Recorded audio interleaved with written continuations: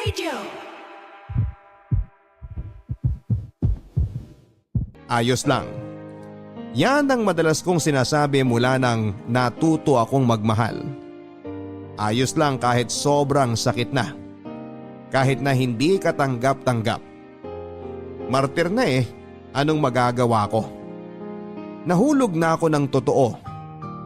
Papadudot, ako nga pala si Jeka, miyembro ng LGBT. Isa po kong tomboy at kasalukuyang 35 na. Sa edad kong ito ay maniwala ba kayo na isang beses pa lang akong nagmahal? At ito ay nangyari 5 years ago. Noong nakilala ko sa Facebook, ang noon ay 20 years old na si Veronica. Pero dumating si Veronica sa buhay ko na wala akong ibang ginawa kundi ang magtrabaho. Isa po akong stay out na kasambahay sa mag-asawang Chinoy. Isang beses lang sa isang buwan ang day off ko. Kaya naman wala talaga akong oras na makahanap ng karelasyon. Saka hindi naman talaga ako interesado. Iniisip ko kasi na wala namang seseryoso sa akin na babae. Ang katwiran ko ay baka dahil babae rin ako. Iwan din ako kalaunan dahil hindi ko kayang makabuntis. Lalaki pa rin ang pipiliin nila. Dahil darating ang araw na gugustuhin na nilang magkaanak. Yun ang takot ko, papadudot, pero mas natakot ako noong naisip kong tatanda akong mag-isa. Kung lagi akong magiging takot sumubok magmahal. Kaya naman gumawa ako ng Facebook para doon maghanap ng magiging karelasyon na tatanggap sa akin. Sabi ng mga kaibigan ko ay madali raw doon makahanap basta mag-post lang ako ng mga picture ko na pangmalakasan. Yun nga ang ginawa ko at doon ko nakilala si Veronica. Tanggap niya ang pagiging tomboy ko. Masaya ako at masayang masaya. Sobrang ganda ni Veronica para sa akin. Maliit itong babae at payat, morena at chinita. Nag-aalaga ito ng pamangkin niya na anak ng kapatid niyang single mom. Yun lang ang ginagawa niya mula noong natanggal siya sa trabaho niya sa isang grocery store. Masaya naman daw siya dahil sabi niya ay mahilig siya sa bata. Saka kahit papaano ay binibigyan naman siya ng kapatid niya ng pera para pambili ng mga kailangan niya. Una pa lang ay nagkasundo na kaming dalawa ni Veronica. Kalog kasi ito kaya naman nawawala ang pagiging mahiyain ko. Siya rin ang madalas na nag-uumpisa ng usapan kaya hindi kami nauubusan ng pagkwekwentuhan. Madalas nga rin kaming nagvi-video call. Kahit nga habang naglalaba ako ng damit ng mga amo ko ay kausap ko siya. Dahil doon ay nagkamabutihang kaming dalawa at naglakas ng loob na ligawan na siya. Hindi na nga niya ako pinaligaw sa totoo lang at sinagot na niya ako. Nagulat nga ako, papadudot. Sabi ko sa kanya, liligawan ko siya para masubukan ko namang manligaw. Dahil yon ang unang beses na gagawin ko yon kung sakali. Pero tumanggi siya. Hindi na raw kailangan noon dahil gusto naman daw niya ako. Sobrang saya ko noon, papadudot. Ganito pala ang pakiramdam ng nagmamahal. Totoo nga ang sinasabi nila na kapag naranasan mo na ito, ay ayaw mo nang tigilan pa. Nung 4 na buwan na kaming magkarelasyon ay napagpasyahan naming magkita na. Siyempre pinaghandaan ko yon. Mula sa ipon ko ay bumili ako ng t-shirt at maong sa Divisoria. Pati bagong rubber shoes ay bumili na rin ako, yung tig 300 piso. Ngayon lang ako nakabiling muli ng bagong damit at sapatos. Nangihinayang kasi ako dati na bumili ng gamit ko dahil iniisip ko na luho lang yon. Pinagtitiisan ko ang mga lumang damit ko. At ang pinaglumaang damit ng amo kong lalaki na ibinibigay sa akin. Mas importante kasi sa akin na makaipon lalo na't sa akin umaasa ang pamilya ko sa Cebu. Pero sa unang pagkakataon ay napagastos ako sa damit. Gusto ko kasing maging presentable sa harapan ni Veronica. Nakahingi pa nga ako ng cologne sa anak ng amo kong babae para naman hindi nakakailang tumabi sa kanya kapag magkasama na kami. May dala din akong 2 pulang rosas na binili ko. Sabi kasi niya gusto raw niya ng bulaklak kaya kumuha ako. Nauna ako sa fast food kung saan kami magkikita. Na-late na nga ito ng 30 minutos at nang dumating na siya ay nagulat ako sa aking nakita.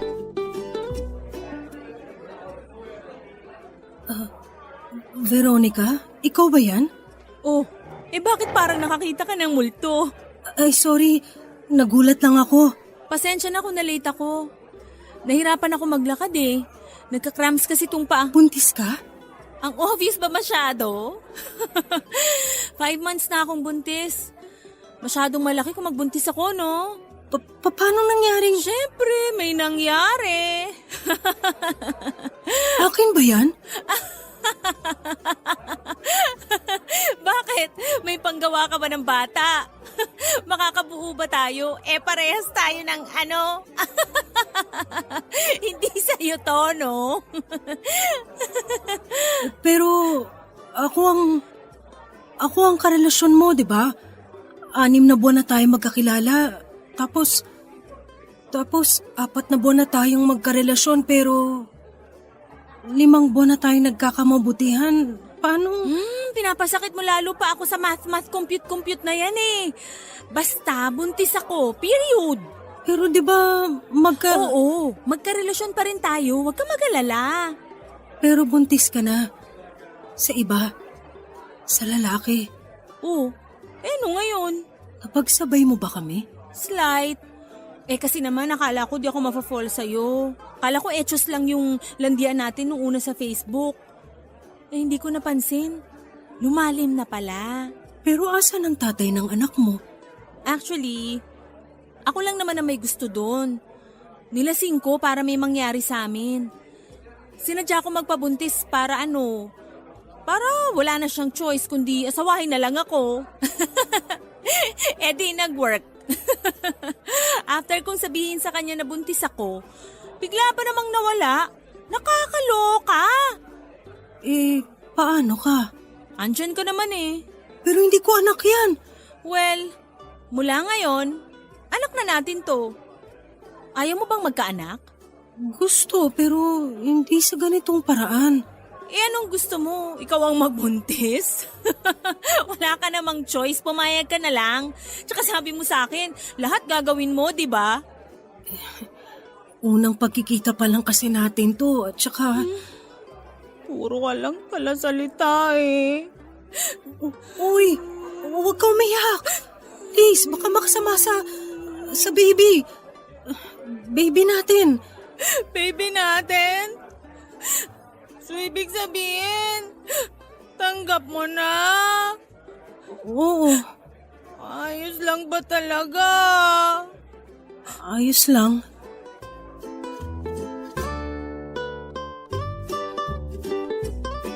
Naging instant tatay ako bigla sa magiging anak ni Veronica. Wala naman akong magawa at hindi ako makahindi. Lalo na noong nakatitig na ito sa akin na para bang sa akin na nakadepende ang magiging buhay ng anak niya. Kung hindi ko lang talaga siya mahal ay hindi ako papayag. Pero andito na. Saka naisip ko na ito na ang pagkakataon ko para magkaroon ng sariling pamilya. Masaya din siguro ito. Si Veronica na rin ang nagsabi sa akin na mag-live-in na kami dahil pinapalayas na siya ng ate niya sa bahay nila.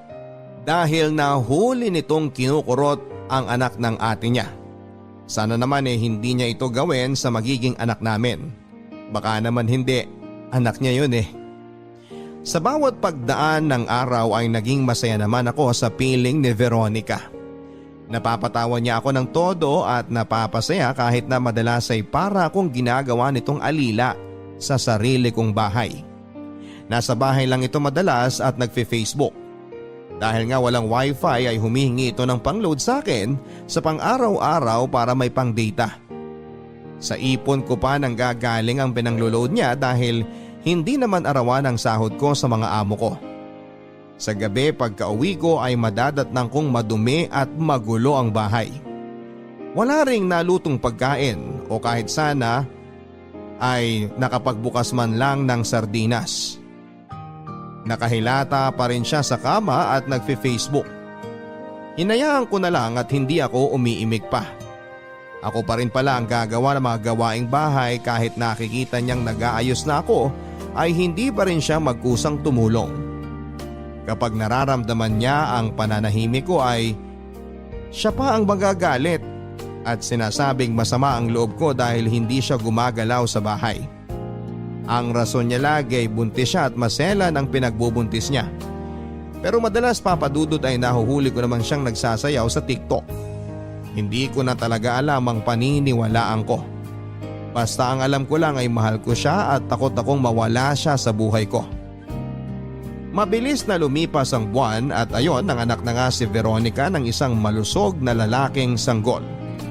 Jeric ang pinangalan namin para hindi nalalayo sa pangalan namin ni Veronica. Malaki ang nagastos ko sa ospital dahil cesarean siya. Nasaid halos ang ipon ko pero ayos lang dahil masaya ako na makitang ligtas at buhay ang anak naming dalawa. Iba pala ang pakiramdam, no? Kahit alam kong hindi naman galing sa akin yung bata, ay mahal ko pa rin na parang sa sinapupunan ko ito galing. Inalagaan ko silang pareho habang nasa ospital at hindi yun nagbago hanggang sa pag-uwi namin sa bahay. Inalagaan ko pa rin sila kahit nakakapagod ang trabaho bilang kasambahay at pagkatapos ay uuwi ka para asikasuhin naman ang iyong sariling bahay ay ayos lang. Nakakawala ng pagod ang makita ang mag-ina ko. Masayang masaya ako papadudod kaya naman mas lalo akong ginanahan na magtrabaho at muling makaipon para sa kinabukasan naming pamilya. Hanggang isang araw.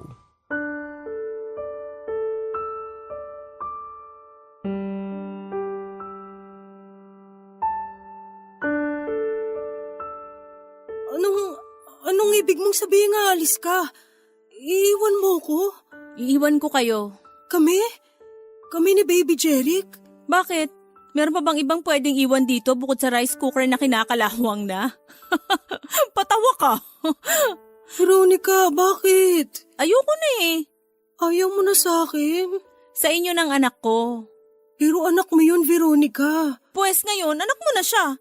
Nakakapagod yung batang yan. Nakakapagod maging ina. Paano bang mapapagod ka? Ako na nga nag-aalaga sa bata. Kahit nga ang padidihin siya, hindi mo magawa. Siyempre, ayoko namang masira ang dibdib ko, no? Kaya nga kahit mahal ang gatas niya, bumibili pa rin ako para may mainom lang siya. Sinusumbat mo ba yan? Hindi sa sinusumbat. Gusto ko lang malaman mo na mahal ko ang anak natin. Mahal kita. Mahal ko ang pamilyang to at ilalabang ko to. Susme, wag nang lumaban-laban kasi wala ka na ring magagawa. Ayoko na talaga, I swear. Di mo na ba ako mahal? Gusto mo ba talagang marinig ang sagot ko dyan? Veronica. Di mo ako madadaan sa paawa-awa, epek mo na yan. Nakapagdesisyon na ako. Ayoko na, tapos na tayo. Sa'yo na yung anak ko.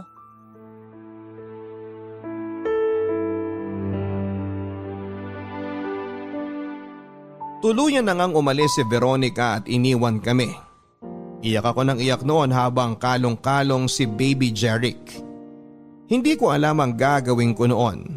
Nanginginig ako at sinabayan pa ng tila kurot sa aking dibdib sa tuwing babalikan ko ang mga salita ni Veronica sa akin. Ito ang unang beses na nakaramdam ako ng sakit na ganito. Parang nilulusaw nito ang utak ko at hindi ko alam ang gagawin ko. Basta ang alam ko lang noon ay kailangan kong buhayin ng mag-isa si Baby Jeric. Sa akin na siya. Ako na ang ina at ama niya. Papadudot, pinangako ko sa sarili ko na gagawin ko ang lahat para mabuhay ng maayos si Baby Jeric at pinangako ko rin sa sarili ko na ilalaan ko ang buhay ko para sa kanya. Wala na akong planong makipagrelasyon pa sa iba. Masyado akong dinurog ni Veronica. Ayoko na ulit makaramdam na magmahal tapos ay bigla kang iiwanan kapag hulog na hulog ka na. Ayoko na. Isang taong mahigit ang lumipas ay biglang bumalik si Veronica. Naalala ko pa ang araw na yon at isang umaga ng linggo, day off ko. Habang nagsasampay ako ng mga nilabang kong damit ni Baby Jeric ay biglang bumungad sa akin si Veronica. Nakangiti ito sa akin ng alanganin. Matagal kaming nagkatinginan bago ito dahang-dahang lumapit sa akin. Hindi ko alam ang gagawin ko noon. Nakatitig lang ako sa mukha niya at hindi ko namamalayan na unti-unti nang nababasa ng luha ang aking pisngi. Napakaganda pa rin niya. Walang pinagbago maliban sa pagpapaikli nito ng kanyang buhok na mas lalo nagpalutang sa kanyang ganda. Nang magkaharap na kami ay nakita ko sa kanyang mga mata ang mga luhang katulad ng pumapatak sa akin. Hindi ko napigilan ang sarili ko, Papa Dudut. Sinunod ko kung ano ang digta ng aking puso at yun ay ang yakapin siya at halikan. Hindi naman siya kumontra at sinuklian ang ginawa kong yakap at halik. Na-miss ko siya. Araw-araw mula nang umalis siya ay lagi ko pa rin siyang naiisip at sa gabi ay iniiyakan ko ng tahimik. Alam ko sa sarili ko na sa loob ng mahigit 1 taon nitong pagkawala, alam kong siya pa rin ang mahal ko at walang pinagbago yon. Walang nagsasalita sa amin. Nagtitinginan lang kami na tila ba nagpapakiramdaman pa. Nanibago pa kaming pareho sa isa't isa. Muli ko siyang niyakap at sa pangalawang yakap na yon ay natuon ang atensyon ko sa umbok na tumama sa aking tiyan. Pumalas ako sa pagkakayakap sa kanya at pinagmasdan ang kanyang muka papunta sa kanyang tiyan. Pinalik ko ang tingin sa kanya at tumangulang ito na tila ba alam na niya ang nais kong tanungin. Buntis si Veronica. Buntis na naman si Veronica. Umamin siya sa akin na nung mga panahong nag-decide itong iwan kami ni Baby Jeric ay nakilala niya ang isang lalaki na 45 na ang edad. Sabi niya ay may kaya ito at inamin niyang nasilaw siya sa offer nito na ibibigay sa kanya ang lahat basta sasama siya dito. Sumama nga siya kaya niya iniwan kami. Masaya naman daw ang unang naging relasyon nila. Nakontento siya at akala niya ay yun na yun hanggang isang araw nalaman niyang may asawa pala ang lalaking ito. Galit na galit noon si Veronica pero wala na siyang magawa. Nakiusap ang lalaki na huwag siyang iwan at pinangako sa kanya na ibibigay pa rin ito ang lahat ng hilingin ni Veronica. Muli naman siyang nasilaw at pumayag na ilihim ang kanilang relasyon. Pero magaling ang asawa noong lalaki. Kaya naman nahanap nito ang tinitirhan ni Veronica. Binantaan siyang papatayin kapag hindi pa siya tumigil sa pakikiapid sa kanyang asawa. Pumayag si Veronica dahil sa takot at iniwan na ang tinitirhan niya. Wala itong bitbit na kahit na ano. Tanging sarili niya at ang ipinagbubuntis niya na 4 na buwan na. Kaya heto siya ngayon muling bumabalik sa akin dahil wala siyang ibang malapitan na alam niyang tatanggapin siya. Ako lang yon at hindi siya nagkamali. Tinanggap ko siya ng buong buo kasama ang kanyang magiging pangalawang anak. Humingi ito ng tawad sa akin at sinabing hindi na uulit pa. Natuto na raw siya at masaya siyang nakabalik sa akin. Natuwa ako, Papa Dudut. Mahal ko siya eh. Mahal na mahal. Kaya naman napakadali lamang natanggapin siya at patawarin. Isa na namang kaming pamilya. Buo na naman kami at madadagdagan pa ng isa.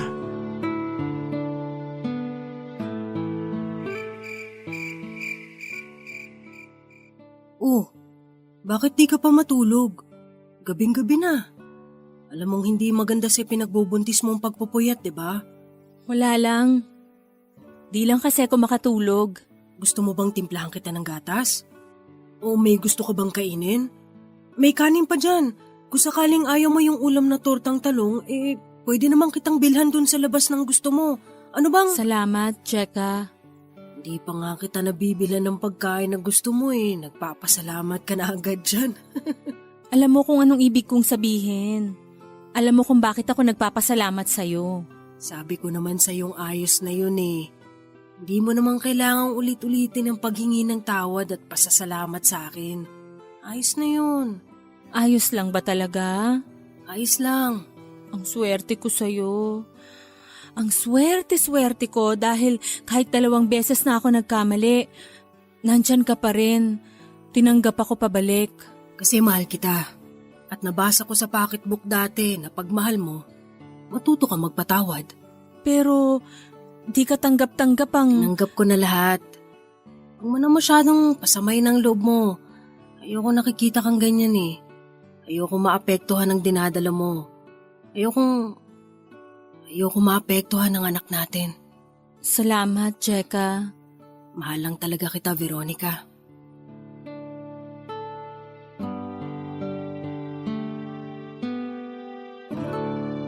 Nakita ko ang pagbabago kay Veronica. Kung dati noong ipinagbubuntis pa niya si Baby Jeric ay hindi ito halos gumagalaw at tumutulong sa bahay, pero ngayon ay siya na ang gumagawa ng karamihan ng gawaing bahay. Maliban sa paglalaba dahil sabi ko ako na ang gagawa noon. Naging masaya kaming pareho sa pagsasama namin. Mas lalo ko tuloy siyang minahal ngayon, Papa Dudut, dahil sa nakita kong pagbabago sa kanya. Naisip kong tamang-tama talaga ang desisyon kong tanggapin siyang muli sa buhay ko. Lumipas pa ang mga buwan at isinilang niya ang kanyang ikalawang anak, o mas magandang sabihing ikalawa naming anak. Babae naman ito, kaya naman natuwa kaming pareho dahil meron na kaming lalaki, meron na rin kaming babae. Pinangalanan namin siyang Gina.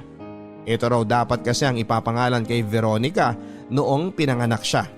Pero naudlot lang, kaya ngayon ay ipapasa na niya sa kanyang unang anak na babae.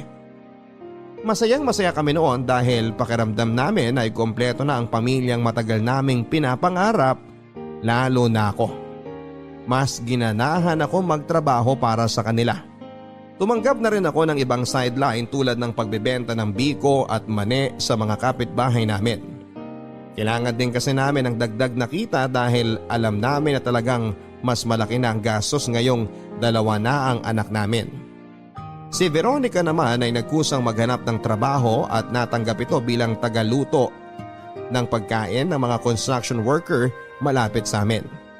Tuwang-tuwa nga itong ibinalita sa akin na natanggap siya at sinabi niya na tutulungan niya akong mag-ipon para makalipat na kami sa mas malaking mauupahan.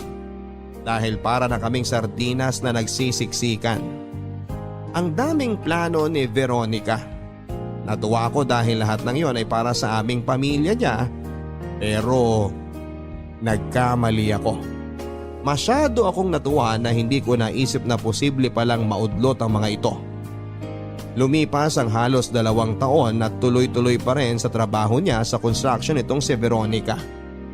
Gabi na rin halos itong umuuwi at madalas ay pagod na. Maaga din siyang umaalis ng bahay. Awang-awa nga ako sa kanya, kaya sabi ko kung hindi na niya kaya mag-resign na siya. Ako na lang ang gagawa ng paraan para madagdagan ang kinikita ko, pero laking gulat ko nang sigawan niya ako. Wala naman akong masamang sinabi pero minasama niya yon. Huwag daw ako makialam sa buhay niya. Tumahimik na lamang ako. Inisip ko na lang na baka pagod lang talaga ito sa trabaho kaya niya ako nasigawan. Normal lang naman yon. Akala ko isang beses lang mangyayari yon, pero nagkamali ako. Lagi na itong bugnutin. Inisip ko na baka dala ng puyat. Lagi ito nagagalit sa akin at wala akong makuhang rason kung bakit. Lagi nitong pinupuna ang bawat pagkakamali ko, kahit sobrang liit at sobrang tagal na. Bigla itong nang babalik na mga nagawa kong pagkakamali. Nalilito ako sa inaasal niya. Nakaramdam din ako ng panlalamig sa kanya. Halos hindi na nga ako nito matingnan. Kapag kumakain na kami ay nakayuko lang ito madalas at hindi tumitingin sa akin. Kapag tinatanong ko kung may problema siya ay magagalit ito, at kapag nagpumilit pa akong alamin kung bakit siya ganon ay bigla nitong ibabato sa akin ang plato na may kanin at saka ako nito mumurahin. Ilang beses nangyari ito, Papa Dudut, at hindi ko alam kung bakit hanggang isang araw nagkaroon ng linaw ang lahat. Isang Lunes ng hapon ay may ipinabili sa akin ng amo ko sa hardware. Maraming tao noong nakarating ako doon at halos nasa labas ako ng hardware. Habang hinihintay na maubos ang customers ay patingin-tingin ako sa paligid habang mahinang kumakanta. Inaliw ko ang sarili ko sa pagtingin sa mga naglalakad, sa mga nagbebenta. Panay din ang tingin ko sa mga establisyamentong nakapaligid sa hardware hanggang sa napadapo ang mata ko sa isang motel sa kaliwa ng hardware. Bigla akong kinabahan. Bigla akong napalakad papunta doon. Nanginginig ang katawan ko habang nakatitig sa isang babaeng pinakapamilyar sa buhay ko. Dire-diretso ako at huminto lang ako ng may halos 2 metro ang layo ko sa kanya at kasama niya. Si Veronica yon at may kasama itong lalaki na ang tansya ko'y halos kaidara nito. Nagyayakapan silang naghahalikan kaya hindi nila ako napansin. Hindi nila napansin na nandun lamang ako at nakatingin sa kanila at hindi alam ang gagawin. Lumapit ako papadudot. Kinalabit ko si Veronica at nakita ko ang gulat sa mukha niya. Tinanong ako ng lalaki kung sino raw ba ako at hindi ako umimik. Kaya naman ibinaling ng lalaking yon ang tanong kay Veronica. Hindi ito umimik noong simula pero noong nakaisip ng isasagot ay bigla ako nitong sinampal at sinabing hinipuan ko raw siya at stalker daw ako. Sigaw ito ng sigaw at tila takot na takot. Nanlaki ang mga mata ko sa inasal ni Veronica. Sasabihin ko palang dapat sa lalaki kung sino ako pero binigyan na ako nito ng suntok. Ilang beses ako nitong sinuntok at nang mapahiga ako sa sahig at tinadyakan ako nito nang tinadyakan sa tiyan hanggang sa dibdib. Iyak ng iyak si Veronica. Hindi dahil sa nangyayari sa akin kundi sa pagpapanggap na na-trauma ito sa akin dahil sa pag-iisto ko at panggugulo sa kanya. Wala man lang umawat ng mga oras na yon. At nang mapagod na ang lalaki sa kakatadyak sa akin ay hinila na niya si Veronica para pumasok na sa motel na yon. Nang makalayo na sila ay saka ako tinulungan ng isang babae para makatayo. Nagtanong ito kung gusto ko raw bang magpa-ospital pero tumanggi ako at saka dahan-dahang lumakad na papalayo. Alam kong nakatingin ang mga nakasaksi sa pambubugbog sa akin ng lalaking yon. Kaya naman pinilit kong bilisan ang paglalakad para makaiwas sa kanilang mapanghusgang mga tingin. Bumalik ako sa bahay ng amo ko at alalang-alala ito sa sinapit ko. Nakiusap ako papadudot na uuwi na muna ako at pumayag naman sila. Hindi ko sinabi sa kanila ang nangyari kung bakit ako nabugbog. Kailangan ko munang makausap si Veronica. Gusto kong maniwala na may maganda siyang dahilan kung bakit niya nagawa yon. Dumaan ako sa kapitbahay namin na nag-aalaga sa mga anak namin ni Veronica. Nagulat sila dahil maaga akong umuwi at puro galos. Gusto nilang linisan ang mga sugat ko at dampian ang mga pasako ng yelo pero tumanggi ako. Inabot ko ang bayad ko sa kanila para sa araw na yon ng pag-aalaga nila sa mga anak namin ni Veronica. Umuwi ako at saka inasikaso muna ang mga bata kahit sobrang sakit na ng aking katawan. Nagawa ko pang magluto ng hapunan. Alam kong pauwi na rin si Veronica. Baka gutom na siya. Ayokong magalit siya lalo sa akin kapag nadatnan niyang wala siyang makakain.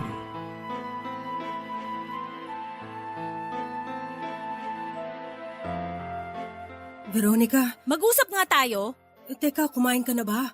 Ito, ginisa ko yung sardinas. Kunti lang ang kanin pero kung kulang sa'yo yan, bibili ako sa labas. Maupo ka. Mag-usap tayo. Tungkol ba to dun sa kanina? Oo. Bakit ka ba nandun? Sinusundan mo ba ako, ha? Hindi totoo yan. May pinabili lang nga. Sinungaling. Isang beses pa nagawin mo yan sa akin, di lang yan ang aabutin mo. Veronica, sino ba yung... Sino ba yung kasama ko? Boyfriend ko. May angal ka? Pero akong... Kung magbo-boyfriend ako, wala ka ng pakialam doon. Pasalamat ka nga kahit na may kabit ako Di pa rin kita iniiwan. Pero mali yun, Veronica. Mali ba na magharap ng kalinga ng isang totoong lalaki? Yung lalaking magpapaligaya talaga sa akin? Di ka ba maligaya sa akin?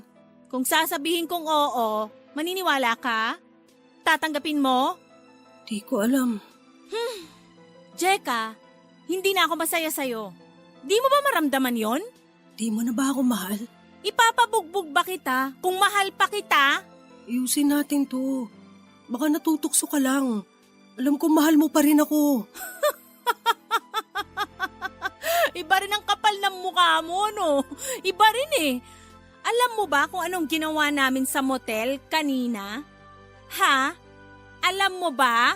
Ayoko nang alamin. Dali, makinig ka! Ginusto mong mag-imbestiga eh, di ba? Veronica, please. Ang galing niyang humalik. Ang galing-galing niya, Jeka. Walang-wala ka sa kanya. Kaya nga di ako nakokonsensya kung sakaling ilang beses kitang iputan sa ulo dahil napapaligayan niya ko ng sobra. Bibili lang ako ng kanin sa... Yung mga haplos niya, iba. Yung mga yakap niya, di mo mapapantayan kahit anong gawin mo. Tama na! Tama na, please! Upo ka dyan! Makinig ka! Intrimitida ka, di ba? Pues, ikukwento ko sa'yo ng detalyado lahat.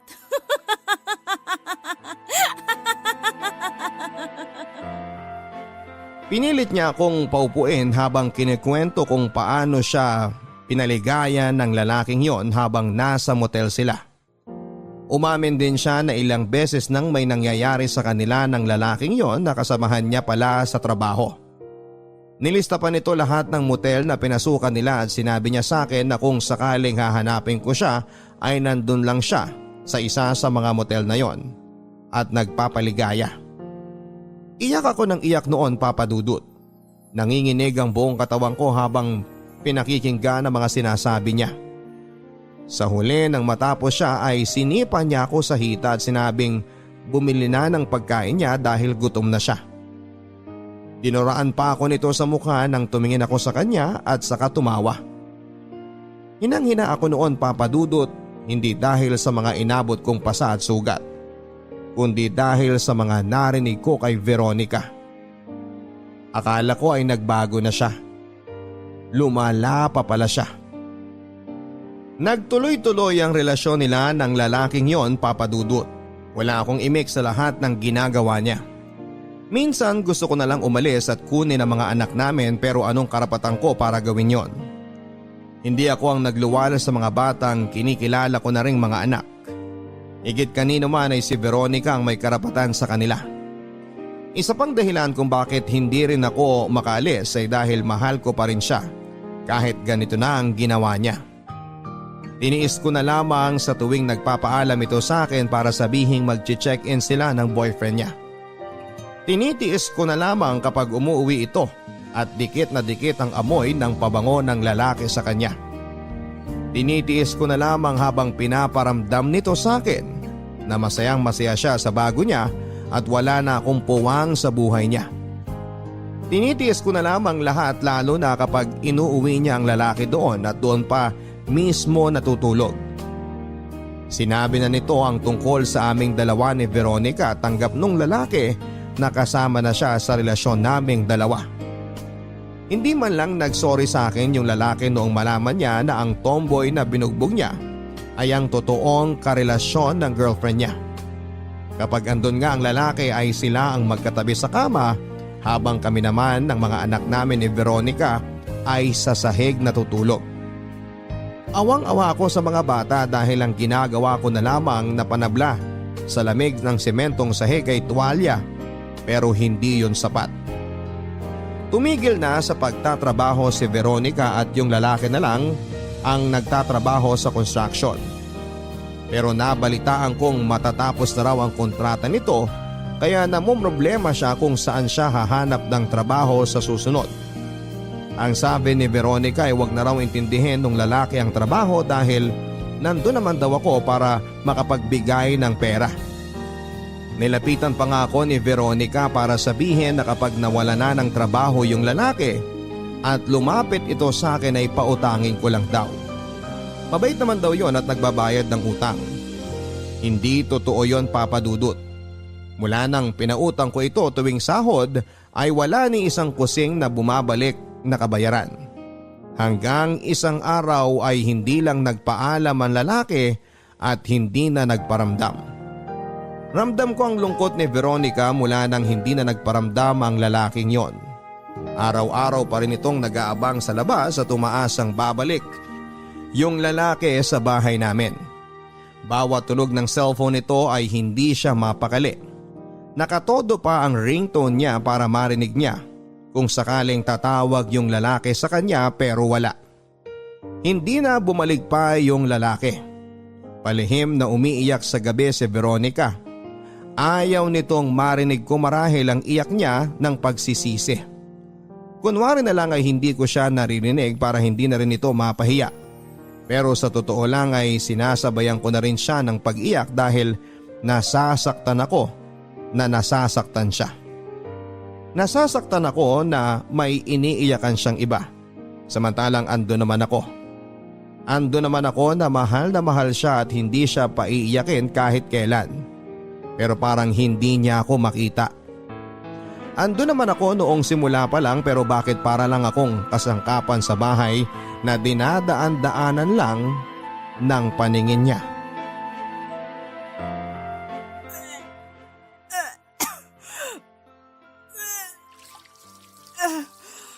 Veronica? Huwag mo hawakan! Ayos ka lang? Ano nangyayari sa'yo? Sabi nang wag mo akong hawakan eh. Teka, ikukuha kita ng tubig. Baka napasama lang ang sikmura mo dahil sa kinain mong isda kanina. Ano ba, Jacob? Bakit ba ang pakilamera mo? Concern lang naman ako sa'yo eh. Sandali, kukunan lang kita ng bimpo. Ano ba? Mukhang yung kinain mong isda yan eh. O baka yung tubig natin. Kasi medyo ibang lasa eh. Sa iba kasi ako bumili. O kaya baka… Tanga ka ba? Ganyang ka ba talaga katanga? Veronica… Nagsusuka ako dito pero ang iniisip mo dahil sa kinain kong isda? Dahil sa tubig? Talaga bang tanga ka at di mo alam kung anong nangyayari sa akin? Hindi ko… Buntis ako! Buntis ako! Veronica? At kasalanan mo to! Ikaw may kasalanan dito! Ikaw ang dapat sisihin! Ikaw! Bakit ako? Eh kung lalaki ka lang sana, kung sana nakakabuntis ka, eh di sana di na ako naghahanap ng iba pang lalaki dyan. Inutil ka kasi. Hindi ka kasi lalaki. Anong mapapala ako sa'yo? Sabihin mo nga. Pero kaya naman kitang mahalin higit sa may bibigay ng mga lalaking pinili mong makasama eh. Di mo kayang higitan ng pagmamahal ng isang lalaki. Di mo alam kung paano magmahal ang isang lalaki. Kaya huwag kang magsalita dyan na akala mo napakadakila ng pagmamahal mo. Huwag kang magsalita dyan na akala mo… Veronica!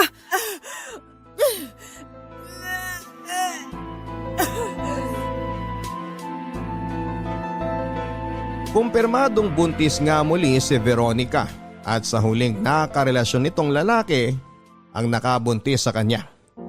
Sinubukan naming hanapin ang lalaking yon pero nabalitaan na lang naming sa dati nilang katrabaho na umuwi na raw sa Davao mula nang natapos ang kontrata sa trabaho dahil pinauwi na ng asawa niya.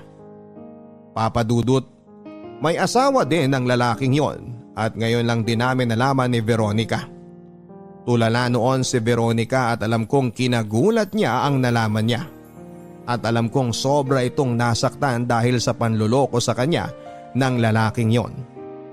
Pero nangyari na. Ando na. Nagkamali na naman siya pero sabi ko naman sa kanya na tatanggapin ko siya. Handa akong akuing muli ang dinadala niya. Hindi ito umiimik. Halatang prinoproseso pa nito lahat ng mga nangyayari sa kanya. Halos hindi ito kumain mula nang nalaman niya ang tungkol sa lalaki. Ako ang nahihirapan dahil bukod sa mga anak namin ay kailangan ko rin siyang alagaan. Hindi na muna ako pumasok sa trabaho at nakiusap ako sa mga amo ko na pansamantala muna akong hindi papasok dahil kailangan ako ng asawa ko. Mabuti na lang at maunawain sila. Hindi na nga rin nila kinaltasan ang sahod ko sa mga araw na hindi ako pumasok dahil naiintindihan nila ang sitwasyon ko. Tinutukan ko ang pag-aalaga sa pamilya ko na kahit nagkakasakit ako ay tuloy-tuloy pa rin ako.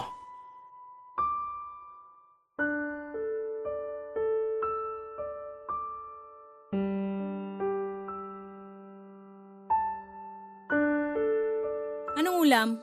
Saglit lang, Veronica ha. Timplahan ko lang ng gatas si Gina. Ano ba naman yan, Jeka? Anong oras na? Gutom na ako. Sorry. Medyo nagka-problema lang kasi kanina sa mga bata kaya… Huwag ka na magrason. Magluto ka na lang. Oo, ito na. Ano na naman yan?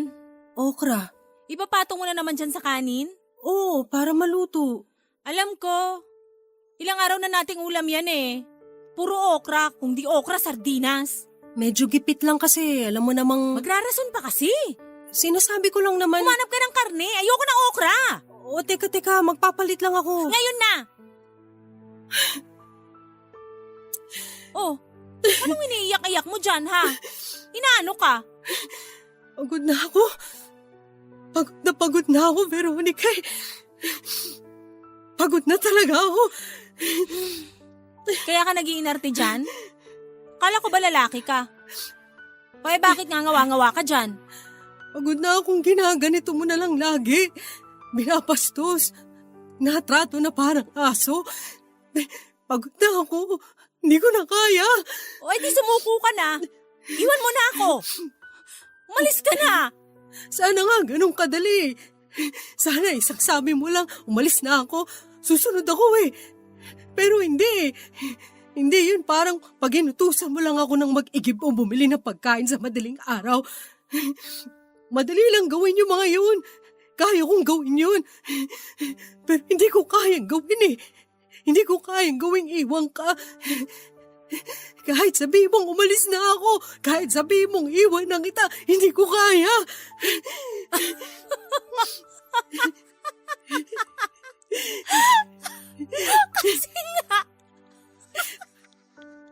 Kasi nga tanga ka Tangang tomboy. Talo mo pa ang aso kung makasunod sa akin Pweh, nakakaumay ka. Mahal kita, Veronica. Mahal na mahal. Tanga. Mahal. Tanga.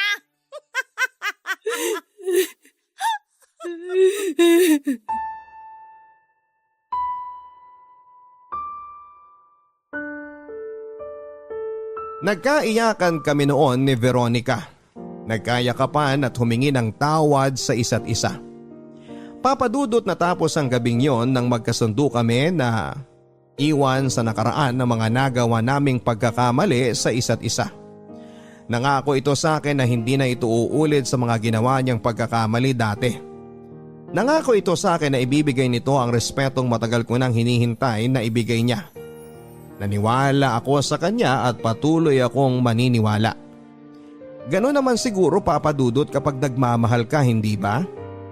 Magtitiwala ka. Maniniwala ka. Hindi mo siya susukuan kasi naniniwala ka na andun pa rin sa loob niya yung taong minahal mo noong simula. Naniniwala ka na hindi naman yon nawala at nandyan lang yon. Kailangan mo lang hanapin sa kanya. Nagtatago lang ito pero hindi ibig sabihin ay hindi ito magpapakita pa sa'yo. Naging maayos muli si Veronica sa akin. Gusto nitong panindigan ang pagbabago niya at pangako niya sa akin na hindi na ito magkakamaling pumatol muli sa ibang lalaki. Nadala na raw siya sa mga nangyari sa kanya sa nakaraan at hindi na niya hahayaang pang maulit ito. Alam na raw niya na ako ang taong dapat nakapiling niya at papadudot, sa totoo lang ay lumaki ang puso ko sa mga sinabi niyang yon. May pinuntahan ang pagtitiis, pagpapatawad at pagtanggap ko sa kanya sa mahabang panahon. Ngayon ay makakapamuhay na kami ng maayos.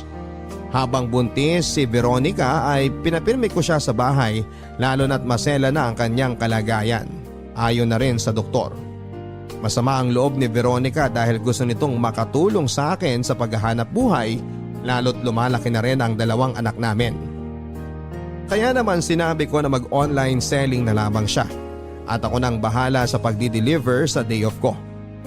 Masaya naman ako dahil hindi ito tamad at makasarili tulad ng dati. Alam kong nagbago na siya dahil lahat ng kinikita nito ay nilalagay niya sa garapon para sa gastusin sa panganganak at ibang bagay. Masaya ako papadudot masayang masaya. Ganito pala ang pakiramdam na may katuwang ka sa buhay. Sa paglipas ng ilang buwan ay nanganak na nga si Veronica. Isang lalaking sanggol na pinangalanan niyang Jack, kasunod ng pangalan ko. Si Veronica ang may nais nito para daw mas maramdaman ko na ako ang tatay ng ikatlo niyang anak. Natuwa ako, Papa Dudut, at sa wakas ay totoong pamilya na kami. Mas lalo akong ginanahan sa pagtatrabaho at tumanggap pa ako ng ibang sideline sa madaling araw para lamang maging sapat ang perang papasok sa amin, Papa Dudut. Lalo na't naging sakitin si Baby Jack. Labas-masok ito sa ospital at halos doon napunta ang mga inipon namin ng ilang buwan. Nagkanda utang-utang pa nga ako sa boss ko at alam kong hindi ko yon basta-basta mababayaran, kaya naman bilang utang na loob na lang at pasasalamat ay nagdagdag ako ng oras ng pagtatrabaho sa kanila para hindi sila manawa sa pagtulong sa amin. Pagod na ako, Papa Dudut, para itaguyod ang pamilya ko. Pero sa tuwing umuuwi ako at nakikita ko ang mag-iina ko, napapawi naman lahat ng pagod at ang hirap ko. Napapangiti ako. Ang sarap maging ama kahit sa mga hindi mo mismo kadugo talaga.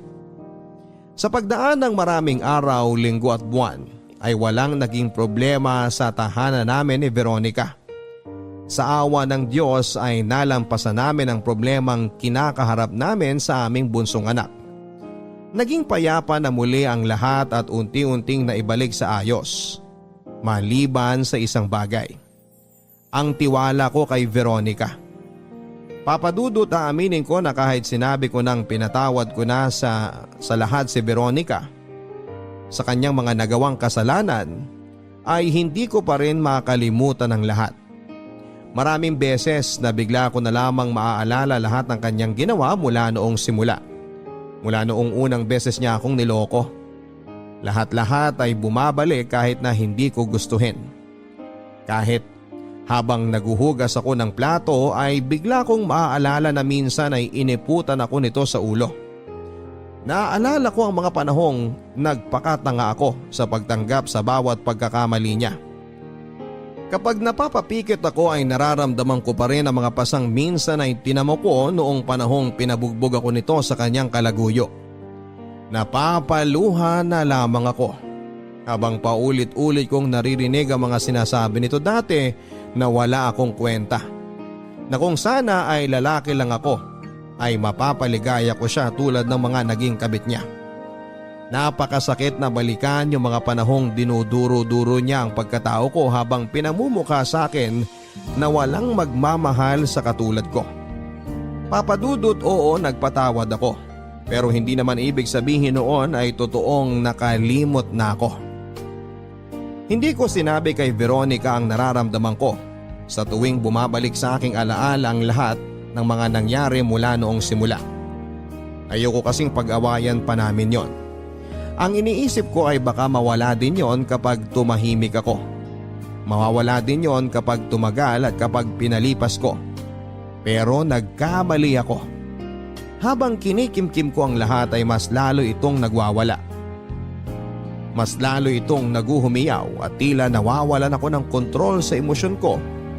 Pero sinubukan ko pa rin kalabanin yon para hindi masira ang nagiging maayos na relasyon namin ni Veronica.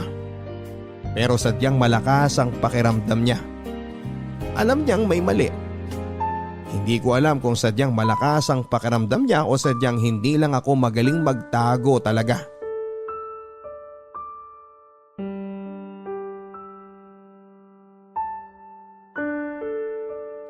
May problema ba? Ha? Kanina pa ako kwento ng kwento rito, parang wala kang naririnig eh. Nakikinig ako. Eh, anong sinabi ko? Yung sa vitamins ni na Baby Jack? Kahapon pa natin usapan yon. Hindi ba natin pinag-usapan ulit ngayon? Sinasabi ko kanina pa na kinukuha tayong magninang ng ate ko sa bunso niya. Ako'y tatanong ko muna sa'yo kung papayag ka. Bakit hindi na lang ikaw ang magdesisyon? Siyempre dapat kasali ka sa pagdedesisyon. Tayong dalawa ang kasali rito di lang naman ako. Ikaw na sana ang nagdesisyon. Hindi mo na kailangang hintayin pa ako. Kailangan siyempre, ikaw ang… Nakakapagtaka na biglang gusto mong tanungin ang desisyon ko sa bagay na yan. Samantalang dati, sanay ka na gawin lahat ng gusto mo kahit ayoko. Jeka, ano bang... O di ba tama naman? Ikaw lagi nagdedesisyon sa kung anong gusto mo. Kahit alam mo masasaktan ako, sige, gagawin mo lang. Hindi mo na pinag-iisipan pa kung ayos lang ba ako sa ginagawa mo. Teka, Jeka, ayos lang ba kung nabuntis ako ng iba? Jeka, ayos lang ba kung ikaw na lang ang maging tatay ng mga anak ko? Jeka, ayos lang ba kung patatawarin mo na ako? Jeka! bakit? Bakit ngayon bigla mo binabalik sa akin lahat ng pagkakamali ko? Akala ko ba napatawad mo na ako? Akala ko ba tanggap mo na? Kala ko rin eh. Akala ko ayos lang sa akin pero hindi pala. Masyado ako maaga nagpatawad. Masyadong hilaw ang lahat. Kaya ngayon eto, nung nahinog na lahat saka ko naramdaman yung galit. Sana pala, di na ako umasang totoo lahat ng pagpapatawad at pagtanggap mo. Wow! At parang ako pa ang mali rito. Sino ba gumawa ng lahat ng to? Di ba ikaw? Oo, pero sana di ka na lang nagpanggap na ayos lang sa'yo lahat. Kailangan ko magpanggap na ayos lang ang lahat dahil mahal kita. Mahal na mahal. Kasalanan ko pa ba yun? Kasalanan ko ba na patawarin kita dahil gusto lang kita uli sa buhay ko? Kasalanan ko ba yun? Pero sana, nagsabi ka na lang ng totoo. Hindi yung ganito na araw-araw pinaparamdam mo pa rin sa akin yung mga pagkakamali ko dati. Pinagsisisihan ko na yon, baka naman pwedeng talikuran na natin. Mag-move on na tayo, please. Ang dali lang kasi sa'yo, palibasa, ikaw yung nakagawa ng kasalanan. Hindi mo nararanasan yung nararamdaman ko na araw-araw na lang kinakain ng inis at galit dahil sa ginawa mo. Ang kati-kati mo kasi, Veronica. Sobrang kati mo, hindi ka mapirmis sa isang tao. Wala kang karapatang pagsabihan ako ng ganyan. Wala! Ang kapal ng mukha mo!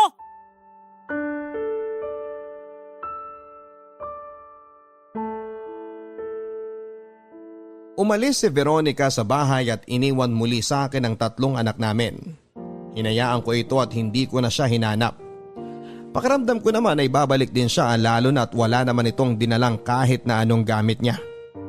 Baka nakitulog muna sa mga kaibigan namin pero hindi ko rin kinontak ang mga kakilala namin. Ayokong lumaki ang ulo niya at isiping hindi ko siya kayang mawala sa buhay ko dahil papadudot handa na ako kung sakali mang hindi na siya bumalik pa. Sapat na sa akin ang 3 anak na iniwan niya. Oo, andun pa rin ang pagmamahal ko sa kanya. Pero sa paglipas naman siguro ng panahon ay mawawala ito. Lumipas ang maraming araw, linggo at buwan, pero hindi na nagpakita at nagparamdam pa si Veronica. Yun ang senyales na talagang kailangan ko nang kalimutan siya at ipagpatuloy na lang ang buhay kasama ang mga iniwan niyang anak sa akin. Hindi man katulad ng dati ang lahat papadudot pero mas nakakahinga na ako ngayon. Sapat na sa akin ang mga anak ko na lamang ang kasama ko at minamahal. Alam ko sa kanila pa lang ay kaya ko nang ibuhos lahat ng pagmamahal na meron sa aking puso. Hanggang isang araw makalipas ang 7 buwan ay muling nagpakita si Veronica sa akin. Namumuhi ako habang pinagmamasdang siyang naglalakad papunta sa bahay. Namumuhi ako habang inaalala na ganito rin ang eksena niya noong mga panahong iniwan ako nito para sa ibang lalaki at bumabalik para tanggapin ko. Ganitong ganito yon at walang pinagbago.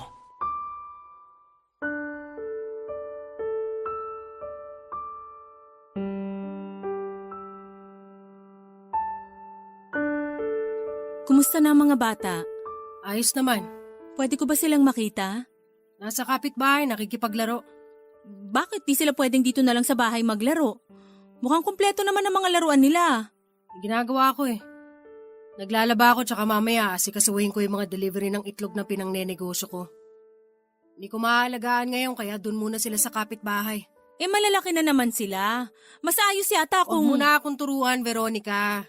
Alam ko kung anong makakabuti sa mga anak ko. Anak ko sila, Jeka. Oh, ikaw ang nagluwal sa kanila pero inalagaan mo ba? Hindi ka makasagot.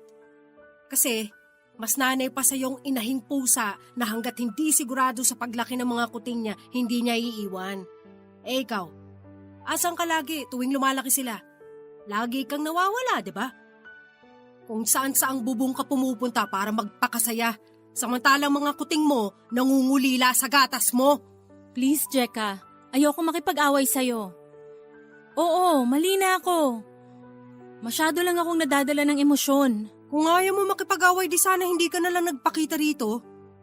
Hinayaan mo na lang sana kami rito dahil kaya naman namin nang wala ka eh.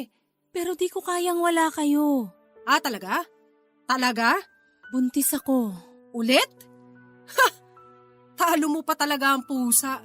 Bumalik ako kasi... Kasi hindi ka na naman mapanindigan ng nakabuntis sa'yo. Pwedeng hulaan?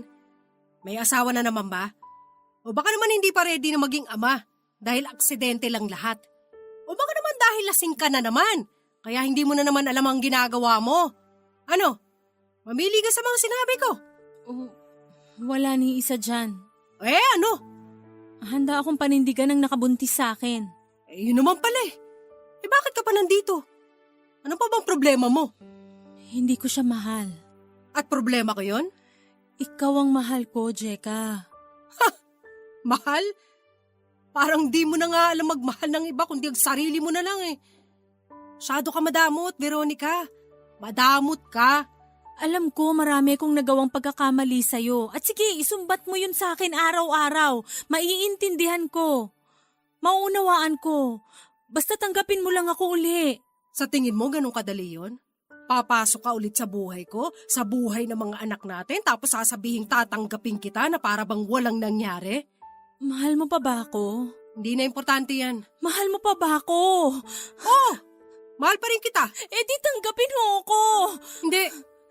Hindi ko na gagawin yan. Hindi na ako tanga para tanggapin kita ulit at yung pagkakamaling nandyan sa tiyan mo. Sapat na sa akin ang 3 batang iniwan mo dahil sa pagkakamali mo. Masaya na ako, Veronica.